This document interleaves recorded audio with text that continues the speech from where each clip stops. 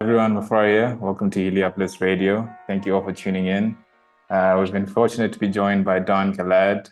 He's an international best-selling author. He's written three books, and this most recent one, Awoken, Conspiracy or Theory, has also done very well. So I'm hoping you'd be able to share a bit about that. He also is a financial advisor, and he's a Christian filmmaker. And yeah, I just want to thank you, Don, for coming onto the show and sharing your knowledge and your wisdom. And so I'll give it over to you. Tell us about yourself. What is it that you do? Well, thanks for having me.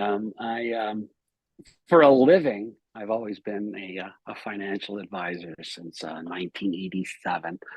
Um, my family are always musicians too.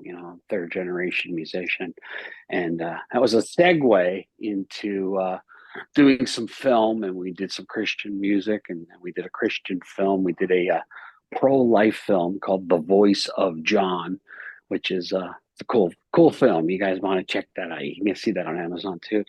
But the whole book thing, ironically, we were just discussing before we started that you reside in Africa, and my first book was my wife was on a missions trip in Africa. She was in Kenya, and this is about 12 or 13 years ago. And we homeschooled our children, so I was bored going through TV when the kids were asleep, and I kept running into all these, Christian-based TV shows talking about money. And I was like, oh, I don't want to talk about money. It's all I do all day long. And I felt this little nudge from the Holy Spirit saying, you should write a book. And I was like, yeah, right. And I just grabbed the laptop, started typing, and that was my first book was In God We Trust, the Dollar We Worship. And I was intrigued when I learned as I was doing research for it that God talks about money in the Bible more than he talks about anything else. It's like, you gotta be kidding me. And when you dig into that, it's pretty intense. It's pretty Mm-hmm. intense. And that's when I started having this passion, if you will, for not just reading the Word of God, but studying it, digging Mm-hmm. into, this word in Greek means this, and this word in Hebrew means that, and Mm-hmm. it's fun. I mean, it's truly, truly fun. And 2 years ago, we were blessed to be able to go over to Israel, and we spent time in Jordan, and it was just awesome. It was just awesome. So the latest book was it started off as a spoof off of the word woke because the kids today with their word woke, and Definitely, it's quite a turnaround word. yeah, and it turned into you go to a holiday dinner and the things you're not supposed to talk about are politics, money, God, the news. And I was like, you know what, let's write a book about everything you're not supposed to talk about at a holiday dinner. And it was fun, and it was I talk a lot about history in there because sadly our history is being taken out of. Mm-hmm. um, we talk a lot about there's of course there's the Bible uh, component, of course, and when you add them together and you realize that there's so many conspiracy theories that Mm-hmm. they call conspiracy theories that actually become, we were seeing a lot of them are becoming reality, not conspiracy. Mm-hmm. And some mentioned indirectly or directly in the book of Revelation. I was like, no. So just like the money revelation, pardon the pun, that I had, there was like reading the book of Revelation. I'm like, you're kidding me. So some of this stuff, the one world government, the new world order, and the one world leader, and it was literally what we're seeing in the news today. We had to watch news like we talked about. Oh, sorry. I released it last December, and it went multi international, or what I forget the phrasing they use. It's international in more than one country. Within a month, and so I'm just a paper boy. I'm just giving people the data. They can make their own opinion from it from there.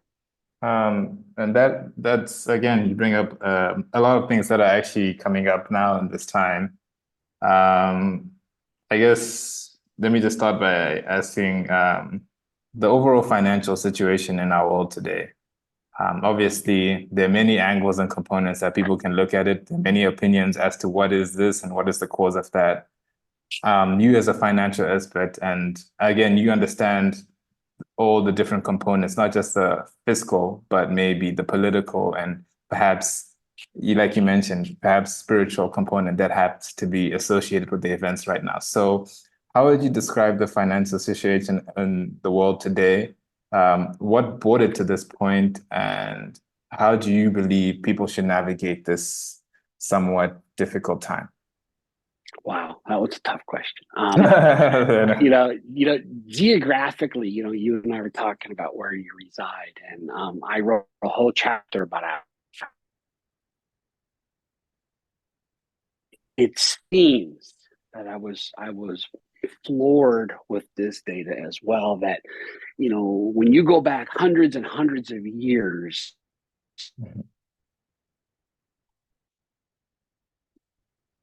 the people are interested in mind, and it was all about money, ironically. And it seems that there's so much greed that everybody's fighting for the rich resources that are in your continent, and then your specific area was kind of in the spotlight for BRICS, with Mm, the the new signing, forming of this yeah, there's a so-called BRICS new, yeah, dollar, gold-backed indeed. currency, digital. I don't know. There's a whole bunch of words being thrown around there. Yeah, I know. But ironically, when you look and study, pardon me, when you study Revelation, it talks that in the end there'll be one world leader, which of course is the Antichrist. Hmm. There'll be 10 kings that answer to the Antichrist. And those 10 kings, I mean, we could theorize on who they are. And in my humble opinion, it was the first 10 countries that signed on to BRICS.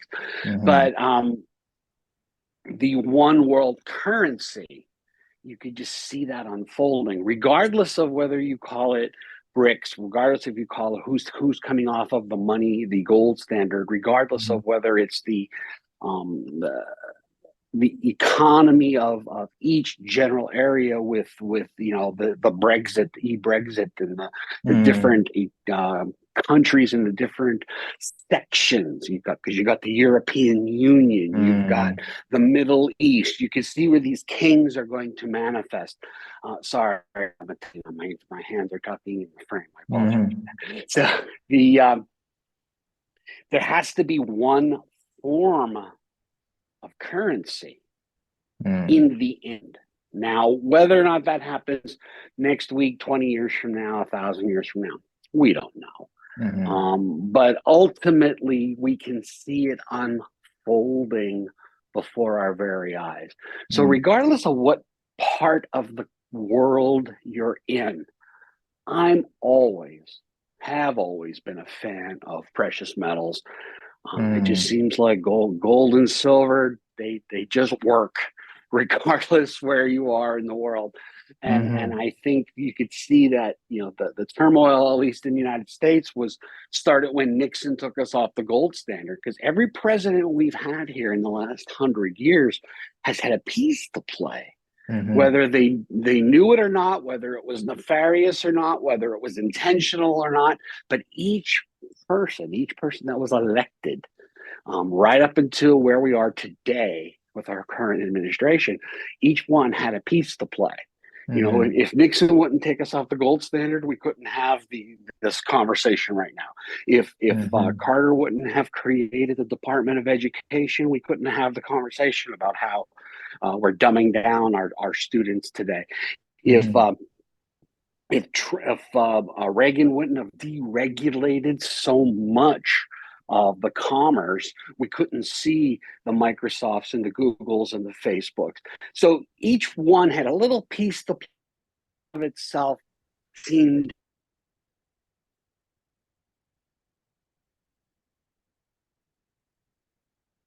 think we just had a bit of a signal issue there. Sorry, everyone. We're trying to see if we can get you back. Are you there? Don, sorry, the signal on my side has just been a bit strange. You just froze off. Let me try. Sorry. Sorry. Yeah. We're back. But it cut you off. I think, again, another one of the issues I have here is the internet sometimes it just doesn't cooperate. So I'm praying that it stays steady so that the interview can happen as smoothly as possible. But awesome. No, sorry, you got cut off there, and you were mentioning that each president prior, since I believe you mentioned 1900, has had some type of influence on the directive that's happened to the point we're at now. Yes. Correct, and I think that's indigenous of America, but you can also see the same thing happening in every country throughout the world. But I like I mentioned, Nixon took us off the gold standard, and Carter created the Department of Education, which created some of the methods we see, or the methods we don't see with educating our youth these days. Reagan took us off of he deregulated much of the commerce, which is how we have the monopolies like the Facebook and the Netflix and the Apples of the world. And I can go through each president and see what they've done. And individually, it doesn't seem like a lot, but the analogy I like to use is when you take all of the little pieces, the Patriot Act and Obamacare and all these little pieces, and when you put them together, it's like you're looking at the back of a tapestry. And the back of a tapestry is just a bunch of squiggly lines and a bunch of pieces of thread. When you flip it around, you see the pretty picture. And I don't think the picture is going to be that pretty. So the ultimate theme of Awoken is, if you don't know who Jesus is, it's a good time to maybe do a little homework and maybe find somebody who can help, introduce you to him. Because food, clothing, and shelter are very important, but eternity is more important. And I can just see, things are going to get worse. And I don't care what part of the world we're in, it's going to get worse globally, because you have the Klaus Schwabs of the world and the World Health Organization and all these global United Nations offshoot organizations that really only care about one thing, and that's forcing all of the countries to be under one regime and one rule, under the auspice of global warming. Now I'm not gonna irritate your global warming fans if they're on, but let's be real. 50 different world leaders, each taking their own jet to a summit. That's a bigger carbon footprint than New York City with their cars in one day. So, we have to be realistic that, sure, there is such a thing as a carbon footprint, but when it takes an entire coal-fired plant to make enough energy so that the electric batteries for the electric vehicles can be produced, isn't that counterproductive? I mean, we're spending just as much fossil fuels to create the electric car as if we just let the vehicles that exist be on the road without the electric car. And each thing we're witnessing, like I said, of itself is not a big thing, but when you start to put them together, and that was the purpose for Awoken. Let's take everything that we see, and how does this stack up? These nefarious groups like the Freemasons and the other conspiracy theory organizations that we hear about today. How are they interrelated? Because they are. And why are some of our world leaders part of these organizations? And are they a Christian organization, or are they something that of a demonic nature? Well, I'm giving people the data. I'm not making an accusation. I'm saying, here's what I've uncovered. And the bibliography in the back of the book shows my homework. Okay, Mm-hmm. you make your own decision. You make your own analysis based on the data. Mm. As I always use the example, and when it stacks up against each other and with each other, it's pretty alarming. Um, Obviously, a lot to take in there. And so I get the Sorry to make sense. your head hurt. No, no, oh no. Again, this, as you mentioned, I think is just a function of the times. It's inevitable for people to ultimately question the nature of their surroundings at some point in their journey in life, or ultimately their spiritual journey. And Sure. so, that actually brings me into my next question: is you have finance and you have spiritual development. Now, everyone's opinion on money is very, very, it's very subjective. So I'm no Sure. expert in it, and I have no. But one thing that does come up, particularly in spiritual texts, is the test of the materialistic realm that we live in. Yes, on one end, it's important to survive and to acquire possessions in order to survive. It's a function of nature. But on the other hand, it's about investment in your heart and development of your connection to whoever, or I don't know, again, you have to, because this is not I'm not one to, again, to assert what is and what's not. It's not my territory. But how do you feel financial, and that word might change in the future. Who knows what that word may mean? It may mean Right. nothing. So that's also a gray area in of itself. But how do you believe the acquisition of material possessions and one's spiritual development in this life, how does one balance it? Because you get a lot of people that will say, well, the pursuit of money is evil inherently because the machine that produces it is evil. So, what I mean, like, how do you harmonize, that fact that, look, maybe the systems that we function in are maybe malevolent, but ultimately, how does one graciously navigate through that without detrimental impact on their spiritual path in this life? I know that's a Okay. pretty, That's a loaded question, right? yeah. And that was kind of the theme of my first book. And when I started to do research, and you hit the nail right on the head exactly with what I was going to say.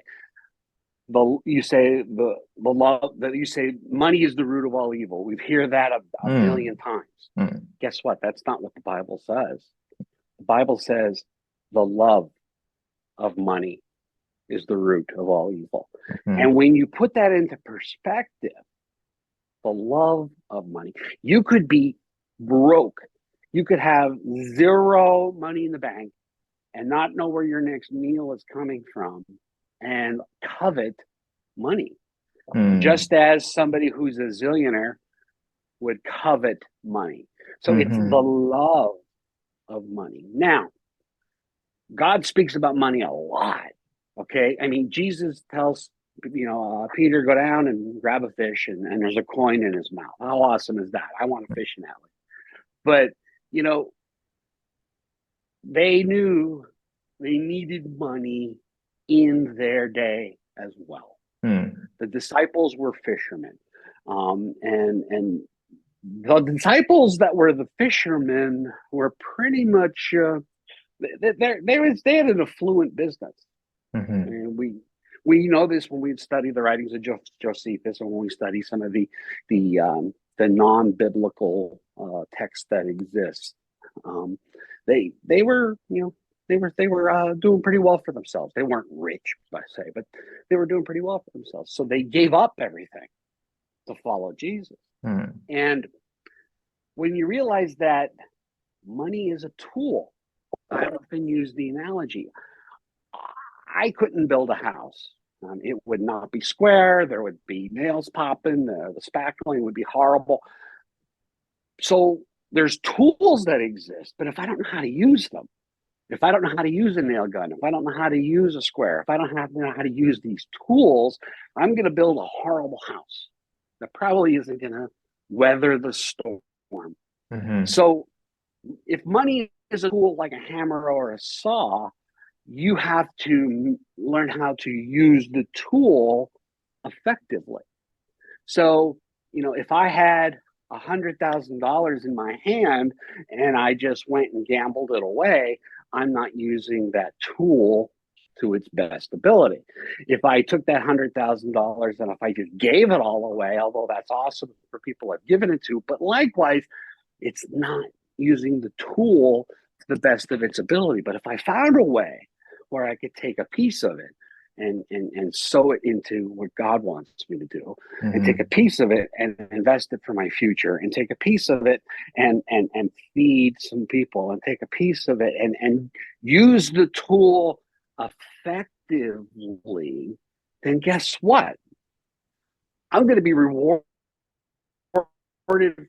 from that, not only in the earthly suit, but in our heavenly suit when we stand before Jesus and ask for a day of reckoning with, what did you do with my son? Tell me what you've done with your resources. Tell me your stewardship story. So it's not saying that you have to give it all away. It's not saying that you have to, invest it all and just sit back and count it. It's all of those things. And the key is the heart.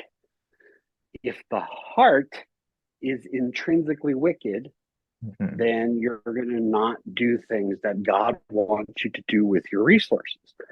If your heart is about Jesus, you're going to do things that hopefully are biblically correct. Now, that doesn't, once again, that's automatically a given, because there's some folks that come under scrutiny for they're a pastor and they have 30,000 people coming to their church, and they've got an 18,000 foot square house, and I got no dog in the hunt there, as they say, so that's none of my business. But if God tells me to give that guy money, whoever that guy is, if I know it's the voice of God telling me to do it, then you do it. I'm not going to say, hey, what have you done with it? Because it's not my call. It's God's call. We're just supposed to be obedient. And obedience is brutal. It's tough, and we have to take every thought captive. So sometimes, is that God telling me to do that? So find a scripture for it. If there's a scripture that supports what you're thinking, you're hearing God say to you, then I don't mean an audible voice. I mean like a gut feeling. Then it could be the Lord telling you to do something. So it's really a double-edged sword, and ultimately, it always boils down to one thing: the heart. And it boils down to where your heart is with your physical, my thinking. And if they line up, you're going to be okay. No, wise words. That's very wise, truly. And the fact that you mentioned the heart as a focal center is really what always usually puts people in a certain space of trust, because the mind can be very, very, very sophisticated, but it's the heart in its simplistic nature that inherently is in tune with the divine and everything around. So, indeed, I was going to ask about your book. So actually, we mentioned Awoken, conspiracy theory. And now I actually read here, it was the In God We Trust, which I was actually going to ask questions about. So apologies for that. I didn't get the wording right initially. What inspired you to write the book, and what should readers understand from the information that you provide? What is the essence that you want readers to take from it? Well, I didn't aspire to be an author. And I thought, just like I was saying earlier, is this God telling me to do this? So I just started typing. And I hope was coherent and threw it out there for people to read. And people liked it. It was pretty interesting. But the goal of everything I've to take knowledge that I've learned and share it, whether it's financial, whether it's whether it has to do with financial planning, estate planning, whether it's, some of that boring stuff that I do all day long that a lot of people don't want to talk about, wills and trusts and all that stuff. Mm, It's not fun. It's not fun for people to have those conversations. But when mm, but when you've shown somebody the tools they need and you've helped them learn how to use the tools and use them effectively, stocks, bonds, mutual funds, annuities, they're all tools. Um, mm, some people should have all of them. Some people should have one or two. Some people maybe should have nothing but a savings. mm, Everybody's different. mm, So you find a person, you meet them where they're at, and you figure out what their goals, their dreams, their desires are. You help build a plan, build a map. And from the map, then we're going to figure out what tools they need. Then we're going to help them learn how to use those tools. And all of that said, if I could just plug a wire from my head into your head and give you all that data, then well, of course that would be creepy and scary, just like some of the stuff we're seeing. But writing doing a YouTube video or doing a website or writing a book, or I just wanted to show people, look, there's things that I'd like to share that I've learned. If I can help, awesome. If you think that Galade guy is weird, well, give the book to somebody else. Call it done. But if I've helped people and then Sunday I stand in front of Jesus and God says, well done, my good and faithful servant. You took the tools I gave you and you took the knowledge I gave you and you took the wisdom that I've taught you and you were able to share that with people. That's cool. That's why all my books are really cheap. I'm not out to like mm, make a ton of money because, I think the most of the ones that the older ones are like $4.95. I have them like real cheap just because I want people just to be able to glean from it, learn from it, and be blessed by it. mm. And if that happens, then that's awesome. If it doesn't, well, I've done what I could. Yeah, I've done my part with trying to share data. yeah. Thank you for sharing that. And obviously, I actually had one more question, two more questions, but I'll probably leave those towards more in the end. But first, I would like to ask, Okay. um, you just obviously already mentioned it, but can you just briefly discuss, as simplistically as possible, some of the financial planning that you provide? And is there a means of contacting you from people outside? Or do you work with people outside of the US or in North America I or I haven't. uh, See, in my industry, you have to be licensed and you have these jurisdictional things. yeah, yeah. So I can work with people outside of my own state, and then I have to have different licenses and stuff. I Mm. don't know how it would work for people out of the country. I see. That's a I great see. question. No, I So actually did not even know the legislative part of it. I was just asking yeah, quite and bland. it's kind of interesting because the books were sold in England and Japan, and I never even thought about that. But um, I'm sure that the data is the same. There's probably a disclosure somewhere where somebody says, yeah, I'm just giving you information. You have to do your own research. There's always a legal form somewhere. But Mm-hmm. um, what I do is different for every person. Mm-hmm. Some people it's real simple. Some people it's real complex. Some people it's Mm-hmm. just doing investing for retirement. Some people it's, they have to make sure they want to take care of their kids. So now we're figuring a life insurance component. Some people have a huge estate and we want to protect that. We want to make sure that they don't lose their assets to a nursing facility, and there's ways Mm-hmm. to do that. And each one of those topics has about 20 different tools that can be used. So Mm-hmm. then my job is pretty much like a quarterback. I'm going to grab these tools and I'm going to formulate them into a plan. I'm going to formulate them into a pre-prepared meal. Okay. And we're going to say, here, this is our starting point. This is our jumping off point. And every year we should meet and we should tweak this and we should see what's changed. And, did you have a baby? Are you getting divorced? Did you buy another house? Are you retiring? Because, just because you started a plan Mm-hmm. doesn't mean that it's like a living being like a Maybe. child. You have to feed it and nurture it and clothe it, and maybe you have to change things. Maybe you have to discipline. Okay, so there's Mm, lots of involved there, and not every person I do have as a client do I have a spiritual connection with.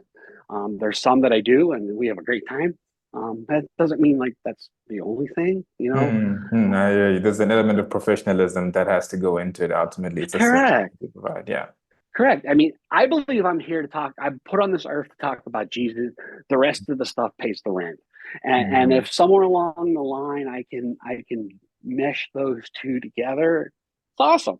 But if somebody mm, says, you know what, I'm an atheist, all right. I still have to show them that I have Christian values, that I respect them to meet them where they are. And if they don't want to talk about anything that has to do with Jesus, then fine. Maybe something I will say, hey, you know what? I'm an atheist. I don't really get along with Christians, but mm, you're okay. I mean, it could just be as simple as that. Giving a cold mm, cup of water to somebody, as the Bible talks about. mm, So I think the concept of what I do financially, um, even my kids are like, "What do you do?" I don't understand, because you call yourself a financial advisor, but that can mean so many different things. To some people, it's a glorified salesman. To some people, it's you really straighten me out and help me make money. And for some people, it's you manage my retirement. For other people, it's you kept my assets from going to a nursing home. At the end of the day, you could see when I said the first time when God said, write a book about money, I was like, oh, really? I wanted to do something mindless and just scroll through the channel. So it's wild. It really is. It's a crazy venture. And no. we have to enjoy the journey and not so much worry about the destination. Wise words indeed. You might have even just answered my last question, but Okay. there was one more before that last question, but you basically answered it in that statement there. Um, I guess the main one is obviously moving forward. I agree with you in the sense that difficulty and adversity in some points is somewhat inevitable as part of Yeah. lives.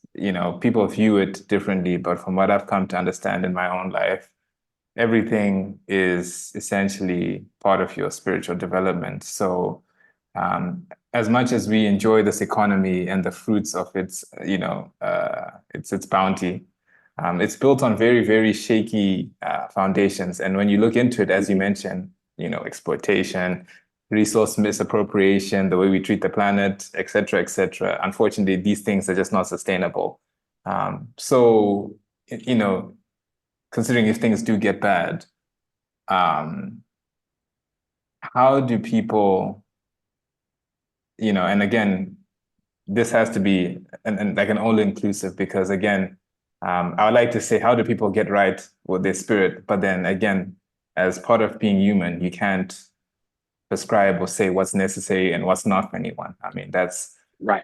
but how would you, I mean, there are two components there. There's obviously the metaphysical component, and then there's a practical component. You mentioned now, like, things of financial recessions are happening, potential crashes, devaluation of the dollar, which, as you mentioned, lost its value when they jumped off the gold standard. So money has been worth nothing for quite some time now. Indeed. Yeah. So how do people navigate that uncertainty? Because I believe people are more conducive to be with when they have a plan, when they have something that they develop, not just reacting to everything. And I think the world we live in, it's a lot of reactions to everything. Every day you have to react to something that happens, and nothing conducive happens in that type of state. But like you mentioned, if there's a plan, whether it be a way to make sure that you're good within your heart, regardless what happens to you, you're fine, or you have a financial plan to navigate these changing times and paradigms and whatever nonsense is going on. That's awesome. What do you recommend people do? Let's say that we're going to go from I don't know. We're gonna pick two cities and we're gonna travel between them. We're gonna start off in Nairobi, Kenya, and that Mm, pops into my head because that's where my wife did her mission trip. And we're gonna move to whatever town is, say, 20 miles away. mm, Well, we're going to get a map, and it's going to tell us this is the way to go. That is the shortest distance. Okay. Mm-hmm. Well, is the shortest distance also the most economical? Are we going to Mm-hmm. use the least amount of gas? Is it the safest? Mm-hmm. Are there some crazy roads that we can fall off of? And so there's parameters. All right. So my job is to say, okay, your goal is to go from this city to this city, and now we're going to find the most economical way. We're going to find the safest way. We're going to find what makes sense. Now, Mm-hmm. regardless of what happens to our external circumstances, okay, if there's an earthquake, that can screw up the road. If there's a torrential storm, that can screw up the road. But it doesn't change the initial fact that our map is telling us to go from here to here, Mm-hmm. this direction. So that's our base point. That's our focal point.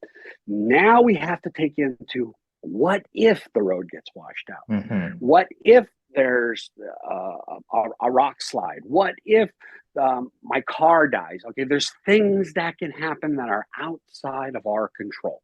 Mm-hmm. So we have to have these contingencies. Okay.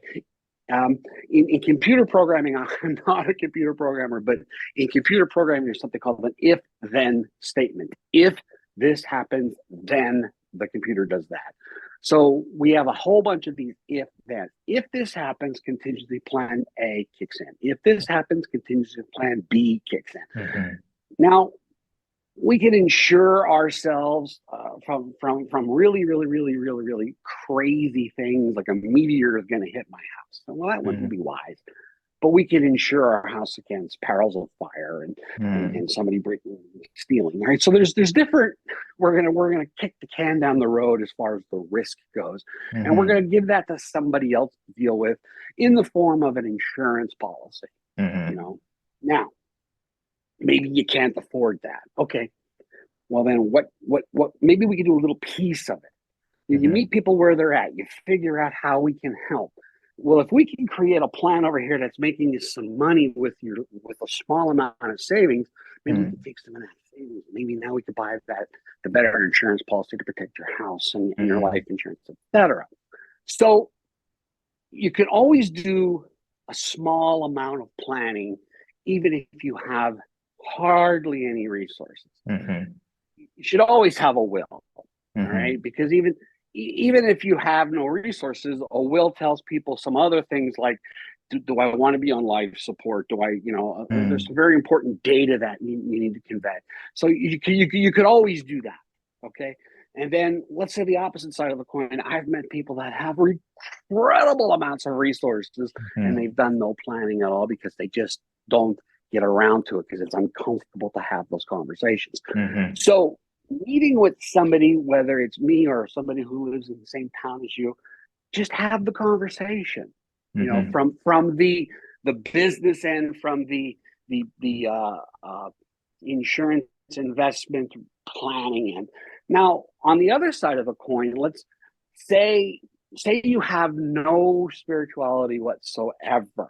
Mm-hmm. Um, just say, okay, you know what, I'm gonna grab one of my books because I talk about Jesus and I talk about money. Maybe something in there will help you get to that level where you want to do your own homework and figure out what you do believe. I would Mm-hmm. hope that everybody has a relationship with Jesus because that's what I believe, and that's what I believe ultimately is important before the world does take that nasty turn. Now, Mm-hmm. let's say you've done all of this. You've done the planning, you've done the best you could, you have some savings, and you've listened to what I was offering, and you say, yeah, that makes sense. I'm doing all of that. Well, at that point, we've done what we can. Mm-hmm. Um, I don't mean to say we throw our hands up but that's where faith comes in. Mm-hmm. And God's going to provide, God's going to protect. And if he doesn't provide or protect, and you have a relationship with him, you're hanging out with him.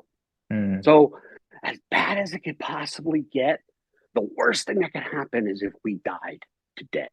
Mm-hmm. But if we know Jesus, we're hanging out with Jesus forever. And our family, if they know Jesus, will be with us forever. So the absolute worst thing that could possibly happen is not that bad, as long as you know Jesus. So it's I'm really oversimplifying it, but if he said that I'm the way and the truth and the life, and when we take our last breath, we're hanging out with him for eternity, and we can't even wrap our head around eternity because I can't wrap my head around how long it's going to be till I can collect Social Security. What eternity? So it's I'm really under complicating things, but it goes back to the heart once again. And when your head hits the pillow and you have peace, sure, there's unanswered questions. Sure, there's things you will never know. Sure, there's things that we're still going to be fearful of. But when you go, take a deep breath and say, Lord, you got me through another day. We'll pick it up tomorrow. And you just, like I said, you enjoy the journey and not worry about the destination. But if you know Jesus, you know the destination. No, very, very, very wisely put, and very sincerely put too. Thank you. There's a lot, if people truly listen, and there's a lot they can take from just how to really handle life. It's a Sure. philosophy for life, and so not philosophy, a way of handling. And so the last question is, any words of wisdom and advice for any of the audience that are listening in today? Well, you can grab my latest book, Awoken. This is what it looks like. Yours won't have the sticky notes on it, but it's if you go to a-woken.com, that gives you a link, www.a-woken.com. That gives you a link to my book site. From there, there's links to all the other stuff that I do. If you wanted to check out the pro-life film and all that other stuff, you could find all the links from there. That's like a good jumping off point. Maybe something I said resonates with you, and you want to check it out. Maybe you have a question about something I said. Well, my contact data is on the website. Shoot me an email. We'll be more than happy to, tell you where I've learned that from, and you can go right to the source for that. I don't claim to be an expert in anything. I've just been I've been on the planet for 58 years, and I've learned a few things. And if I can help somebody out, that's awesome. And then tomorrow somebody's going to teach me something. Well, guess what? I'm going to try to find a way to teach that. Maybe I'll call you back and say, hey, guess what I learned? Check this out. It's pretty cool. So it doesn't have to be difficult. Life has frustration and anxiety, and the enemy, which is Satan, has his goal is to kill, destroy, and to get every single one of us to not end up in heaven. So there's so much anxiety. It's not Democrat versus Republican. It's not white versus black. It's not Palestinian versus Jew. It's we're all people. Okay, we're all people. It doesn't matter what our skin color is. It doesn't matter anything about our physical appearances. All that matters is when we take our last breath, where does our soul go? Because our body is made up of a soul, a spirit, and flesh. And we know what happens to the flesh. And the soul returns to the Lord, and our spirit is part of that. Soul and spirit are kind of, I'm to get into the whole theology thing, but that's kind of a fun topic if you want to explore. Ultimately, how does that analogy go? The don't sweat the small stuff, and it's all small stuff, right? I know somebody famous said that. I just don't remember who. So just kick back and relax, and not allow the hatred and the angst and the frustration that the world is trying to create get into our lives and our hearts and devour us. And starting off with Jesus, it's a good help. Now, do I get aggravated? Absolutely. All right, but at least I could say, all right, Lord, I messed up. What's next? No, You know, what's yeah, next? Tomorrow was a new day, and we'll start over and check it out. no. Truly, thank you for sharing that, Don, and thank you for coming on to the show. It really was good. I feel there's a lot that you shared, and the nature of this conversation, at least some of the topics brought up, there's a lot of negativity that comes with it, right? Because you're talking about, and again, we didn't even, go into the very nitty-gritty details of Right. everything. But the way you spoke of it and the clarity behind your own revelations of this information, I think that gives people a whole lot more comfort with having honest conversations with themselves. And I think Sure. that's really that's gonna put the world in somewhat of the right direction, regardless of what happens and what we all have to go through individually. Great. So yeah, no, thank you so much for coming onto the show. And Thanks it was for a nice, having me. It was a blast. If you and I never get a chance to sit across the same table and break bread together someday, we'll break bread and with hanging out in heaven, and that's gonna be cool. oh man, I truly appreciate it. I don't know what memories will retain, but it'll be it'll be in the spirit of love. So I appreciate it, Awesome, brother. awesome. And thank you so much. Thanks for having me. It was a blast.